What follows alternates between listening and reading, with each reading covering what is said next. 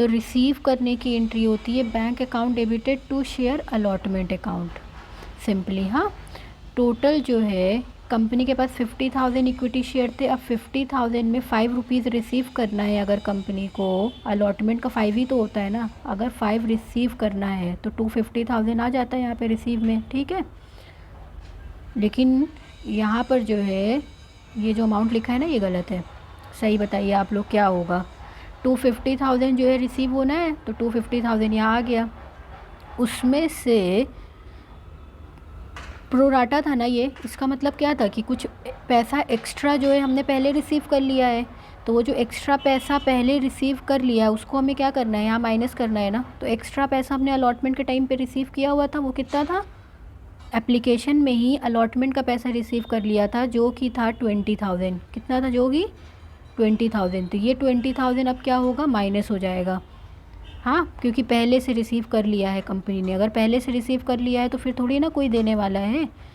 तो ये 20,000 डिडक्ट हो गया। तो 250 में 20 अगर गया तो अब कितना बचा, 2,30,000 बचा खाली। तो अब 230 रिसीव होता, कंपनी को रिसीव होता बैंक टू शेयर अलॉटमेंट में 230। लेकिन 230 भी नहीं रिसीव होगा, क्यों, क्योंकि अरियर भी तो था। यहाँ पे देखिए ध्यान से, all money due was received, सारी मनी रिसीव्ड हो गई except one share holder to whom 200 share had been allotted in full. किसको छोड़ के, 200 जो शेयर होल्डर, 200 शेयर पे पैसे नहीं मिले हैं, ठीक है। एक शेयर होल्डर ने 200 शेयर लिया था, उस 200 शेयर पे उसने पैसा नहीं दिया। तो 200 शेयर पे अगर 5 रुपये नहीं मिला तो कितना नहीं मिला, 200 इंटू 5, 1000 हुआ। तो ये 1000 जो है और अरियर में डालिए, 1000 जो है नहीं मिला। तो 230 में 1000 नहीं मिला तो अब कितना मिल गया, 2,29,000। तो यहाँ लिखिए 2,29,000, 2,29,000 ये हो गया। अब ये अल्टीमेटली पैसा जो है कंपनी को मिला है। तो बैंक अकाउंट डेबिट होगा 2,29,000 से, टू इक्विटी शेयर अलॉटमेंट 2,29,000। हाँ, लेकिन एक बात और आपको पता है, इस वाले जो क्वेश्चन में आपको कैश बुक बनाना है तो बैंक की एंट्री तो कोई करनी ही नहीं है, तो ये एंट्री यहाँ होगी ही नहीं। तो ये एंट्री कहाँ होगी, कैश बुक में होगी। और कैश बुक में डेबिट साइड में, बैंक डेबिट में है ना, तो डेबिट में आपको 2,29,000 लिखना है। और किसके नाम से लिखना है, शेयर अलॉटमेंट के नाम से। हाँ, पता चल गया ना। देखिए कैसे लिखना है, यहाँ पे बनी है कैश बुक, डेबिट साइड में आए और 2,29,000 लिख दिया, लेकिन नाम किसका लिख दिया, टू शेयर अलॉटमेंट अकाउंट का। कंप्लीट। अब जो है आगे का क्वेश्चन करते हैं। तो ये एंट्री हमारी नहीं बननी है, यहाँ पे तो कट गई। कॉल इन अरियर की तो बनाएंगे ना, तो call in arrear account debit कर दीजिएगा टू इक्विटी शेयर अलॉटमेंट से 1000। हाँ, उसके बाद अब final call, first and final call बचा है तो इसकी भी 2 एंट्री करेंगे, क्वेश्चन हो जाएगा ख़त्म। तो 2 एंट्री हमारी है। पहले तो ड्यू की एंट्री बनेगी, तो ड्यू की एंट्री क्या होगी, equity share first and final call account debited to equity share capital account. First and final call due, due हुई कैसे, 50,000 इक्विटी शेयर थे कंपनी के पास। इस 50,000 शेयर में कंपनी 5 मांग रही है, तो 5 से कितना हुआ, 25 हुआ। अब 0 गिन के लगाइए, 4 0 तो 2,50,000 हो गया। अब क्या होगा, कंपनी के पास पैसा आएगा, पब्लिक पैसा देगी। तो जब भी कंपनी के पास पैसा आता है बैंक अकाउंट डेबिट होता है to equity share first and final call से। तो बैंक अकाउंट डेबिट हो गया to equity share first and final call हुआ। तो ये कितना हो जाएगा, 2,49,000, 2,49,000। 250 मिलना था पूरा पूरा, उस 250 में कंपनी को 2,50,000 पूरा पूरा मिलना था, लेकिन उसमें से 200 शेयर पे 5 रुपये नहीं मिला ना। तो 200 शेयर पे अगर 5 नहीं मिला तो 1,000 तो नहीं मिला ना। तो 200 शेयर पे 5 नहीं मिला, 1,000 रुपये को माइनस करेंगे तो 2,49,000 आएगा। तो इतना जो है बैंक में आ गया। और अब क्या है, ये भी एंट्री नहीं बननी है यहाँ, तो ये बनेगी नहीं यहाँ पे। इसको कहाँ बनाना है आपको, कैश बुक में बनाना है। कैश बुक में आइए, डेबिट साइड में बैंक लिखा है ना, तो डेबिट साइड में आइए और डेबिट साइड में 2,49,000 जो है अमाउंट लिख दीजिए। लेकिन उसके सामने नाम कौन सा लिखेंगे, अपोजिट वाला नाम। तो नाम क्या हो गया, to equity share first and final call. Debit side में आए, यहाँ पे देखिए डेबिट साइड में आए और 2,49,000 लिखा, और नाम किसका लिखा, अपोजिट वाला। तो to equity share first and final call 249, ये हो गया। लेकिन ये वाली एंट्री तो बननी है, कौन सी, कॉल इन अरियर की ना, call in arrear account debited to equity share first and call, कितने का अरियर बना, 1000 का, तो ये 1000 का अरियर हो गया। अब उसके बाद आगे देखिए। सारे जो स्टेज हैं, एप्लीकेशन की 2 एंट्री हो चुकी है, अलॉटमेंट की भी 2 एंट्री हो गई, फर्स्ट एंड फाइनल कॉल की भी 2 एंट्री हो गई। ठीक है, तो अब कैश बुक को जो है कंप्लीट कर लेते हैं। ये 2 इक्विटी शेयर एप्लीकेशन लिख ही चुके थे, 2 इक्विटी शेयर अलॉटमेंट आ ही गया, 2 equity share first and final call ये भी आ गया। अब बाय शेयर एप्लीकेशन का अकाउंट जो है ये है 5000 रुपये। ये कहाँ से आएगा, ये जो एक्सेस पैसा रिसीव किया था ना कंपनी ने, ये वो पैसा है 5000 रुपये। ठीक है, यहाँ पे था, देखिए ये टू बैंक अकाउंट ना 5000 रुपये, तो टू बैंक मतलब क्रेडिट साइड में बैंक के आपको 5000 लिखना है, लेकिन आप किसके नाम से लिखेंगे, इसके अपोजिट में जो दिया हुआ है, तो इक्विटी शेयर एप्लीकेशन के नाम से जो है बाय में 5000 आ जाएगा। तो ये आ गया यहाँ पे by equity share application account 5000। कुछ है नहीं तो डेबिट साइड वाला पूरा प्लस करेंगे, जो कि आ जाएगा 6,03,000, और उसमें से 5000 माइनस करेंगे तो 5,98,000 का बैलेंस कैरेट डाउन हो जाएगा। क्लियर है, कैश बुक बन गई। अब क्वेश्चन में एक चीज़ बस और रह गई है, एक और ये रह गया है कि interest on call in arrear का एंट्री बनानी है। क्या पे बोला था ना, क्या 5 journal entry in general proper, ये तो हो गया, और including entries for interest on call in arrear, call in arrear की भी एंट्री बनानी है। बेसिकली जो कॉल इन अरियर होता है या कॉल इन एडवांस होता है, इसकी 3 एंट्री होती है। ठीक है, अच्छे से रिवाइज़ करिए, 3 एंट्री होती है। पहले बार में क्या होता है, पहले ड्यू होता है, ड्यू होने के बाद फिर कंपनी पैसा रिसीव करती है, और जब पैसा कंपनी रिसीव करती है तो इस अकाउंट को, interest on call in arrear हो चाहे interest on call in advance हो, इसको क्लोज़ किया जाता है।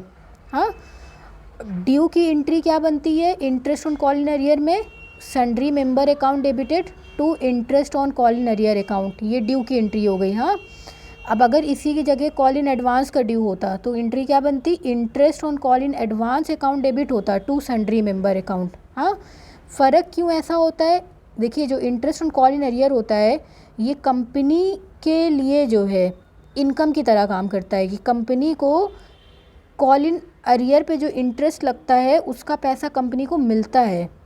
कोई बंदा पैसा नहीं दिया, अब कंपनी ने लगा दिया, अरियर इंटरेस्ट लगा दिया, तो उस पर क्या है, कंपनी को पैसा रिसीव होगा ना। और जब भी पैसा रिसीव होता है तो बैंक क्या होता है, डेबिट होता है।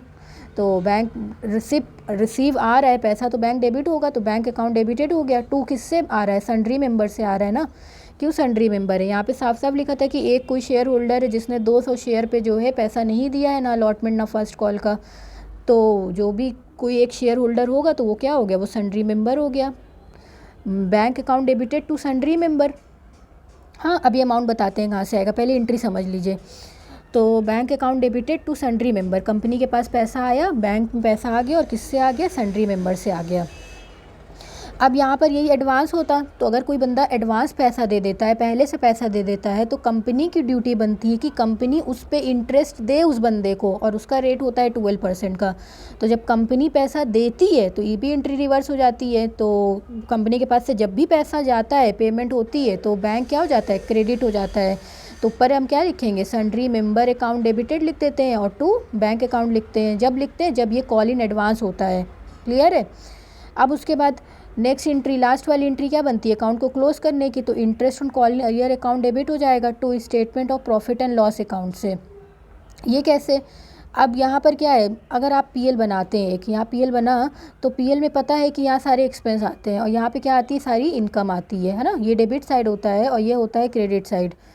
करना क्या है, जैसे ये पीएल अकाउंट है, पीएल में जो भी एक्सपेंस होगा, मान लीजिए इंटरेस्ट कंपनी पे कर रही है, अगर कंपनी इंटरेस्ट पे कर रही है तो वो डेबिट साइड में लिखेगी, और वही कंपनी को इंटरेस्ट रिसीव्ड होगा, कोई भी पैसे का इंटरेस्ट रिसीव होगा तो कंपनी क्रेडिट साइड में लिखेगी, तो बाय इंटरेस्ट रिसीव दिखाएगी। हाँ, कॉल इन अरियर पे कंपनी को क्या होता है, इंटरेस्ट जो है रिसीव होता है, क्योंकि मेंबर ने पैसा नहीं दिया तो कंपनी को मौका मिल गया कि हमें भाई पैसा चाहिए तुमसे, तो ये वाली एंट्री होगी ना।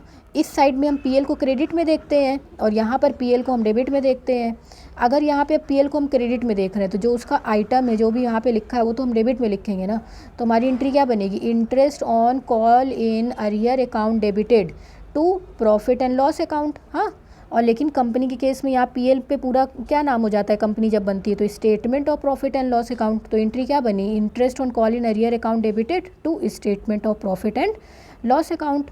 लेकिन वही अगर एडवांस हो जाता तो एंट्री क्या बनती, statement of profit and loss account debited. ये डेबिट यहाँ पे ना, एडवांस में कंपनी का क्या होता है, खर्चा होता है ना, कंपनी को जो है पैसा जो है देना पड़ता है, तो वो एक्सपेंस में डालेगी। तो यहाँ पे हम पीएल को डेबिट में देखेंगे, तो पीएल अकाउंट को डेबिट कर दिया टू किससे, interest on call in advance account से। तो statement of PL account debit हो जाएगा to interest on call in advance account से। ठीक है, क्लियर हो गया ये बात आपको। तो ये तीनों एंट्री आपकी बन गई। एक बार फिर से रिवाइज कर लेते हैं जल्दी से, फिर अमाउंट देख लेते हैं। अमाउंट तो आ ही जाएगा। पहली एंट्री क्या हुई, सन्ड्री मेंबर डेबिट हो गए to interest on call in arrear account से। Interest on call in arrear due हो रहा है फ्रॉम शेयर होल्डर से, कि भाई शेयर होल्डर्स आप पे ड्यू होता है। जब ड्यू हुआ तो शेयर होल्डर ने पैसा दिया, तो बैंक अकाउंट डेबिट हो गया, कंपनी के पास पैसा आया, bank account debited to sundry member account. तो interest on call in arrear amount received, यहाँ पे पैसा क्या हुआ, रिसीव हो गया।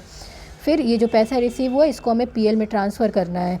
तो कंपनी के लिए इनकम है, तो कंपनी पीएल में क्रेडिट साइड में लिखेगी। अब जब क्रेडिट साइड में लिखेगी तो एंट्री क्या बनाएगी, interest on call in arrear account debited to statement of profit and loss account. हाँ, अब अमाउंट देखिए, अमाउंट कहाँ से निकलेगा। अलॉटमेंट पे और फर्स्ट कॉल पे पैसा नहीं मिला था ना। जब अलॉटमेंट की डेट क्या थी, 1 जुलाई थी, कि 1 जुलाई को अलॉटमेंट का पैसा मिलना था, और 1 अक्टूबर को first call and final call का पैसा मिलना था। कंपनी को ये पैसा नहीं मिला, और नीचे ये लिखा हुआ था कि जो भी अमाउंट ड्यू हो रहा है ना by him to the company even till the date of the balance sheet which was 31 March 2018। तो जो अमाउंट ड्यू था बाय हिम, मतलब वही शेयर होल्डर पे जो भी ड्यू था वो नहीं मिला। कब तक का नहीं मिला, जब तक ये बैलेंस शीट 31 मार्च 2018 तक नहीं मिला। तो जितने पूरे दिन का नहीं मिला तो उतने पूरे दिन का हमें इंटरेस्ट निकालना है। और इंटरेस्ट का रेट कितना था, ई पॉइंट देखिए ध्यान से, ई पॉइंट में दिया हुआ है rate, charge interest on call in arrear if any 10% per annum. तो 10% पर एनम जो है रेट ऑफ इंटरेस्ट था कॉल इन अरियर पे। कॉल इन अरियर का अमाउंट कितना होता है, 200 शेयर पे हमें 5 रुपये अलॉटमेंट का नहीं मिला, 200 शेयर पे 5 रुपये फाइनल कॉल का नहीं मिला। और यहाँ पर एंट्री में ये अमाउंट लिखे भी हुए थे। 200 शेयर पे अगर 5 नहीं मिला तो 1000 ही तो नहीं मिला ना।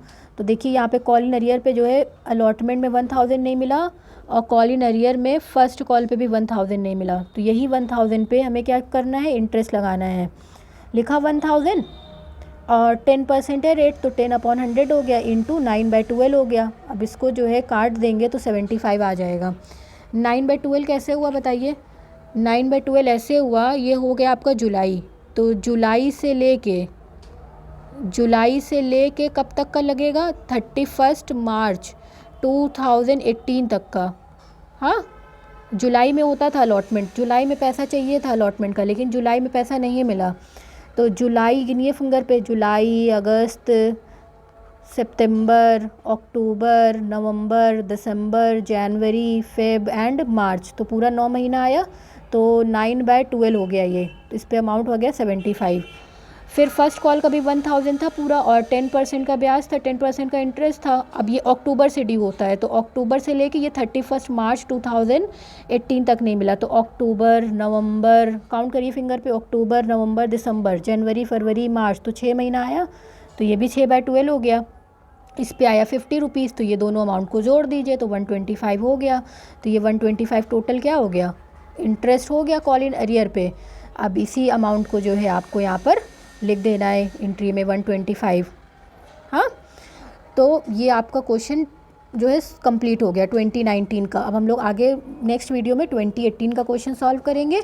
अगर आपको वीडियो कंटेंट समझ आया हो, वीडियो अच्छी लगी हो, तो प्लीज़ वीडियो को लाइक करिएगा, चैनल को सब्सक्राइब करिए और अपने फ्रेंड के साथ ज़रूर शेयर करिए। Thank you so much.